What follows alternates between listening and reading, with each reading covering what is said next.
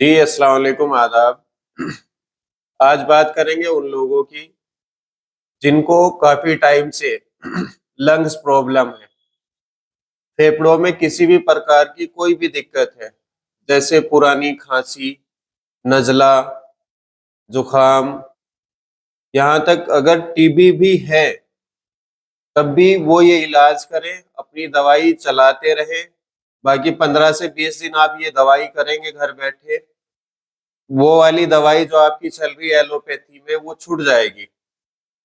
घर बैठकर करना क्या है, 1 गिलास पानी लें, उसमें जो मोटा नमक आता है दाने वाला, 1 चम्मच उसका डालें। उसके बाद 5 बादाम डालें, पूरी रात के लिए उसको छोड़ दें गिलास में बादाम को। सुबह उठकर उसको रोस्ट करके चबा के अच्छी तरह खाना है। दूसरी चीज़, रात में 3 से 4 काली मिर्च लें। 3 से 4 काली मिर्च लेने के बाद 3 से 4 मुनक्के लें। एक बार शाम के खाने के बाद चबाकर खाएं, एक बार रात को सोने से पहले खाएं।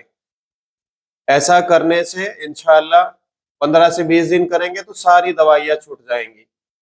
और किसी भी प्रॉब्लम के लिए हमसे बात करना चाहते हैं, हमारा कॉन्टैक्ट नंबर है 90 12 48 46 49। अल्लाह हाफिज।